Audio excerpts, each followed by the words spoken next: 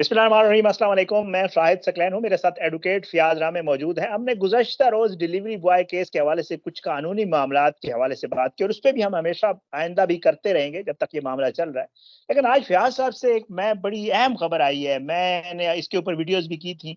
आपको पता है ये मामला सोशल मीडिया के ऊपर बड़ा जो है वो उसने हाइप पकड़ी। इंडिया में तो अभी तक चल रहा है, लेकिन पाकिस्तान में इस मामले पे अब वो उस तरह बात नहीं हो रही।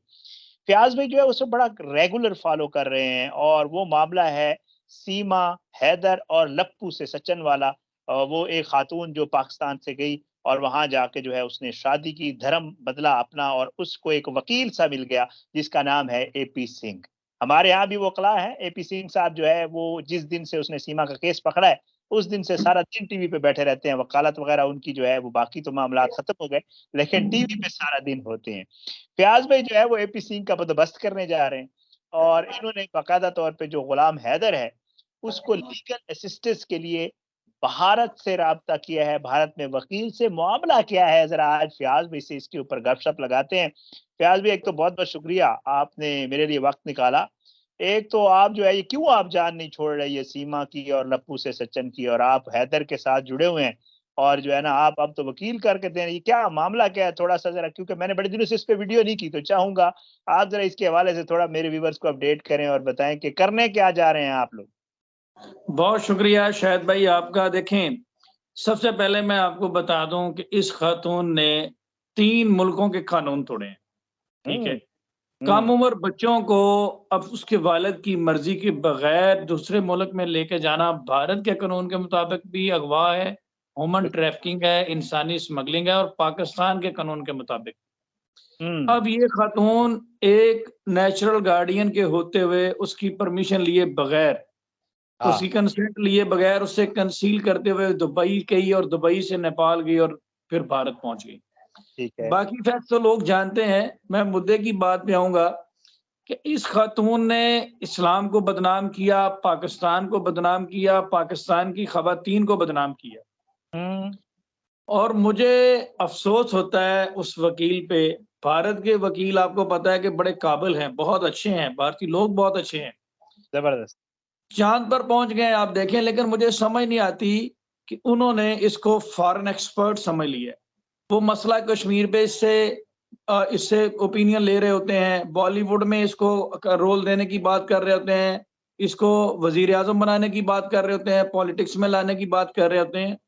तो ये सारी चीज़ें हैं, जैसे कि पाकिस्तान मुर्दाबाद का नारा लगवाना, जिसकी वजह से जिसने हमें इस केस पे बोलने पे मजबूर किया कि हुँ, जो खातून औरत कहलाने के लायक ही नहीं है, जो अपने शौहर के साथ वफ़ादारी ना कर सकी, अपने मुल्क के साथ वफ़ादारी ना कर सकी, अपने बच्चों के साथ वफ़ादारी ना कर सकी, वो भारत के साथ क्या वफ़ादारी करेगी? हाँ, उसका ऑब्जेक्ट तो कुछ और है। अभी रीसेंट अपडेट इसमें ये है कि हमारा मेन कंसर्न सिर्फ़ गुलाम हैदर के बच्चे हैं। आप भी पहले एक कराची की मगविया बच्ची में आपने बड़ी एफ़र्ट की, उसमें भी यही मुद्दा था। पबजी बिल्कुल ऐसे गेम से मामला आगे बढ़ा। ये भी बिल्कुल, उसी तरह का कोई मामला है। इसमें शायद भाई रीसेंट अपडेट इस केस में ये है कि जो इसमें वकील हैं एपी सिंह, उन्होंने बहुत ज़ातियात पे इस केस को लिया हुआ है, बल्कि पर्सनल से भी बढ़कर दिल का कोई मामला बनाया हुआ है, ठीक है? जैसा कि सीमा हैदर के बच्चों को उठाना, मंदिरों में जाकर उसकी दुआएँ लेना, 5-5 दिन उसे फार्म हाउस पे रखना, हाँ, बंद कमरे में उसे वकालत सिखाना, मतलब अनएथिकल चीज़ें जो कि एक वकील की जुरिस्डिक्शन या उसकी लिमिट से बाहर होती हैं। तो मतलब आप कह लें कि अगर वन वर्ड में मैं कहूँ तो सीमा हैदर का जो घर है उसको उन्होंने अपना ऑफ़िस बनाया हुआ है। ठीक है, ये अब इस चीज़ को काउंटर करने के लिए बहुत सारे लोगों का सवाल था कि गुलाम हैदर एक्शन क्यों नहीं ले रहा?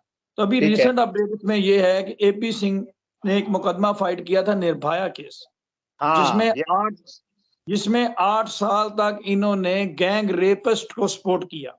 ये जो यस, वकील साहब हैं, इन्होंने 4 लड़कों ने एक लड़की के साथ रेप किया और वो बड़ा दर्दनाक एक केस था, बड़ा भयानक वो पूरे मंज़र था भारत में और बड़ा शोर था उसके ऊपर और सर उसको तो बड़ा पूरी यूथ उस केस में निकली, भारत की यूथ ने उस केस को सपोर्ट किया और फिर यस, जाके उस केस का डिसीजन हुआ, लोगों ने उसके मोर्चे निकाले, धरने निकाले उस लड़की की सपोर्ट में। हुँ, और ये वो शख्स है कि जिसने उनको सज़ाए मौत का हुक्म होने के बाद भी फांसी जो है उसको डिले करवाने की कोशिश की। ये AP से। उसमें जी, उसमें जिस वकील ने इनको मुंह तोड़ जवाब दिया है वो है सीमा कुशावा साहिबा। तो हमारा अच्छा, उनसे राब्ता हुआ है और अच्छा, अभी रिसेंट अपडेट ये है कि हम उन कोशिश कर रहे हैं, मैंने रोशन अजीम साहब को भी रिक्वेस्ट की है, गुलाम हैदर को भी की है कि हम इसमें उनको वकील करें ओके। और उनकी खिदमात लें, क्योंकि वो पहले भी इसको फेस कर चुकी हैं AP सिंह साहब को और अभी अच्छा, भी। ये निर्भया अभी में उसके मुखालिफ वकील थी वो। जी, ये उनके मुखालिफ वो जो विक्टिम लड़की थी उसकी वो नुमाइंदगी करती रही हैं। तो ओके, भारत में रोशन अजीम साहब जो कि गुलाम हैदर के वकील हैं, जिनसे उनका ताल्लुक है, वो खुद भी जाएँगे लेकिन वो चाहते हैं कि वहाँ से भी किसी वकील साहब की रहनुमाई ली जाए। ज़ाहिर है, ज़ाहिर है। तो चूँकि आप जानते हैं कि बहुत सारे लोग ये सवाल करते हैं कि इंटरपोल के ज़रिए ये बच्चे वापस नहीं आ सकते। तो इंटरपोल के ज़रिए बच्चे वहाँ से वापस लाए जा सकते हैं जहाँ पे किस मुल्क के साथ आपका ट्रीटी साइन हुआ हो।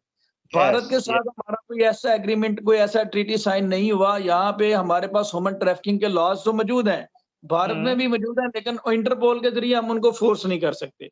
हुँ, तो हमारे पास आगे 2 फोरम बनते हैं, एक इंटरनेशनल कोर्ट ऑफ जस्टिस और दूसरा हमारे पास बचता है अ, इंडियन कोर्ट्स, इंडियन हुँ, अदालतें। तो हुँ, हम सबसे पहले अपनी जो रियासत पाकिस्तान है उसके कानून को फॉलो कर रहे हैं। उसके बाद यहाँ से रेमेडीज अवेल करने के बाद, यहाँ के फॉरेन ऑफिस को अप्रोच करने के बाद, वहाँ पे भी हमने मिसलेनियस एप्लीकेशन दी हुई है। देन हम भारत जाएँगे और अगर वहाँ पे बात नहीं बनी तो फिर हम इंटरनेशनल कोर्ट ऑफ जस्टिस तक जाएँगे। फिर आप तो एक ये चीज़ एक जी। चीज़ मैं आपको और भी पूछूँगा क्योंकि आपने वो थोड़ी-सी लीगल बात कर दी, तो आपको पता है मैं भी साफ़ी हूँ, तो सवाल करना तो आपको पता है हमें सिखाया ही जाता है। मुझे ये बताएँ कि देखिए वहाँ पे सीमा को अभी शहरियत नहीं मिली है, आधार कार्ड उसका नहीं बनाना, उसके बच्चों का बना।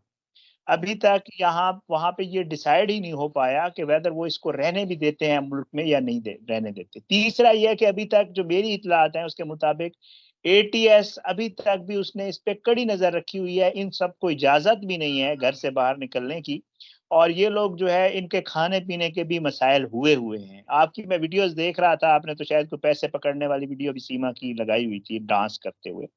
सर ये कैसे? देखें उस मुल्क में तो उसको मिल ही नहीं है। शहरियत ही नहीं मिल रही उसको, वहाँ इंडियन कह रहे हैं कि इसको बाहर निकालें, ये को पता नहीं आईएसआईएस के एजेंट है। तो ये कैसे फिर भारतीय इसको प्रोटेक्ट कैसे करेंगे? कोर्ट में केस जाएगा। सर देखें, ये इन्होंने इनका पूरा केस शायद वही है कि मर्सी पिटीशन पे है। एक हुँ, रहम की अपील के ऊपर है, कानून कोई नहीं है। कानून हुँ, ये कहता है, भारत का कानून मैंने भी पढ़ा है, उनका सिटीज़नशिप एक्ट पढ़ा है, उनका कॉन्स्टिट्यूशन थोड़ा बहुत पढ़ा है ठीक है। और जो उनका फॉरेनर एक्ट है, इमिग्रेशन एक्ट है, वो सारे मैंने पढ़े हैं। उसमें क्लियरली है कि कोई शख्स बगैर डॉक्यूमेंट्स के या जाली डॉक्यूमेंट्स के बिहाफ़ पे जब भारत में एंटर होता है तो उसकी 2 साल से लेकर 8 साल तक सज़ा है। और ज़ाहिर है। उनका 1 पॉइंट फ़ॉर्मूला ये है कि जो इल्लीगल जाता है, वापस आता है। वो डिपोर्ट हुँ, होता है या जेल में जाता है। और ज़ाहिर इस है, वक़्त बहुत सारे लोग भारत की जेलों में सज़ाएँ काट रहे हैं, जो इससे यस, मिलते-जुलते लोग हैं। यस। अब आप यहाँ पे ये देखें कि इसके पास शहरियत के लिए कोई रेमेडी नहीं है, कोई कानून नहीं है। 1 वर्ड में बात खत्म हो जाती है। भारत का कानून ये कहता है कि इल्लीगल इमिग्रेंट्स के लिए, ट्रेसपासर के लिए कोई शहरियत नहीं, कोई हुँ, सिटीज़नशिप नहीं। ये इस हुँ, चीज़ को बार करता है। इसके अलावा और भी बहुत सारी चीज़ें हैं, लेकिन ये इस चीज़ को बार करता है। अब हुँ, अल्टीमेटली इस खातून ने, अगर तो भारत की अदालतें आज़ाद हैं, रूल ऑफ लॉ की बात है, जुडिशरी इंडिपेंडेंट है, तो फिर तो हुँ, डेफिनिटली जो कानून है उसके मुताबिक अदालतें फैसला करेंगी और इसको शहरियत नहीं मिलेगी।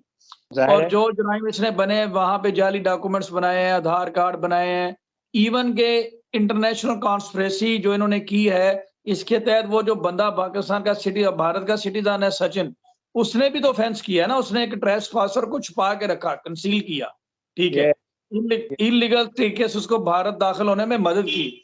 तो ये बिल्कुल आप समझ रहे हैं कि उसके अगेंस्ट भी कार्रवाई होनी है। ये सिर्फ़ ATS की रिपोर्ट आने की देर है, उसके बाद बहुत सारी चीज़ें जो हैं वो क्लियर हो जानी है और अल्टीमेटली इस खातून ने जेल ही जाना है, तो या डिपोर्ट होना है, 2 ही इसके पास ऑप्शन है। लेकिन हमारा मेन कंसर्न ये है, हम कहते हैं कि हम लानत भेजते हैं सीमा हैदर पे। सीमा हाँ, हैदर को और उसका 5वां बच्चा जो है ये रख लें। हमारा कंसर्न सिर्फ़ ये 4 बच्चे हैं जो गुलाम हैदर के नाबालिग बच्चे हैं, जिसमें सबसे बड़ा बच्चा 7 साल का है। तो हुँ, दुनिया का कोई कानून नहीं कहता कि नेचुरल गार्डियन के होते हुए आप कैसे उसको महरूम कर सकते हैं। तो हमारा मेन कंसर्न ये है। जी। ठीक है। बहुत-बहुत शुक्रिया। फयाज भाई, आपने मेरे लिए वक्त निकाला, बल्कि अभी आपको पता है मुख्तलिफ इशूज़ के ऊपर हम बात भी करते रहते हैं, कोशिश करेंगे और भी इशूज़ के ऊपर बात करेंगे। लेकिन ये क्योंकि आपने एक खबर मैंने आज देखी थी, मैंने कहा कि ये ज़रा गुलाम हैदर वाले मामले पे आपसे बात कर लें। आपका बहुत शुक्रिया, आपने मेरे वक्त निकाला। इजाज़त दें जी मुझे और फयाज भाई को। अगली वीडियो में मुलाकात होगी। पाकिस्तान जिंदाबाद। अल्लाह हाफिज़।